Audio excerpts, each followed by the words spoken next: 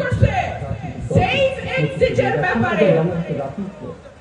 Safe এক্সিটের ব্যাপারে আর কি বলবো ভাই, প্রত্যেকটা উপদেষ্টাই তো বিদেশি নাগরিক, তারা দেশে গন্ডগোল লাগলে বিদেশেও চলে যেতে পারবে।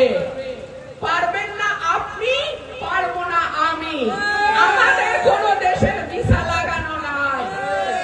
আর সরকারকে অনুরোধ করি, এমন কোন কাজ করবেন না, এমন কোন অপকর্মে জড়াবেন না, এমন কোন দুর্নীতি করবেন না, এমন কোন ওয়াদা করবেন না যেটার কারণে আপনার সেফ এক্সিটের প্রয়োজন হতে পারে। কাজকর্মে স্বচ্ছতা, সততা, দেশপ্রেম বজায় রাখেন, যাতে সেফ এক্সিটের কথা চিন্তা করতে না হয়। তো ভাইরা আমার, ইনশাআল্লাহ আপনাদের সাথে আমার অচিরেই দেখা হবে।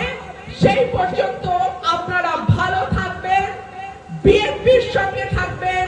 রুমিন ফারহানার দুর্গ আপনাদের কাছে নিরাপদ, আপনারা সেটা হেফাজত করবেন ইনশাআল্লাহ।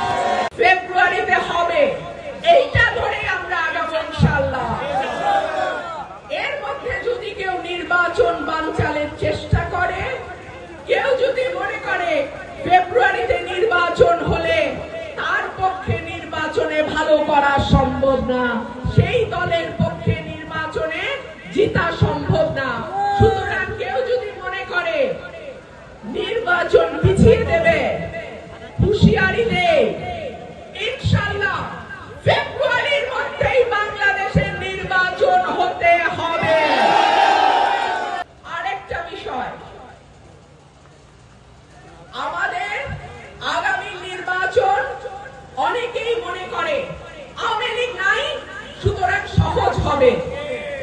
নির্বাচন কিন্তু সহজ হবে না ভাইয়েরা আমার। এখন থেকে আপনাদের প্রস্তুতি শুরু করতে হবে। আমি আজকে তাল শহরের মিটিং করে হয়তো ঢাকায় চলে যাব, কিংবা শাহবাজপুরে আমার বাড়িতে যাব, কিন্তু এলাকায় আজকে যারা আমার কথা শুনলেন, আমাকে ভালোবেসে কষ্ট করে এই গরমের মধ্যে মিটিংটায় আসলেন, কথা শুনলেন, আপনারাই কিন্তু আমার এলাকার রুমিন ফারহানা। সুতরাং এমন ভাবে কাজ শুরু করবেন যেন আগামী নির্বাচনে আপনি প্রার্থী, আপনি ভোটার, আপনি জনগণ।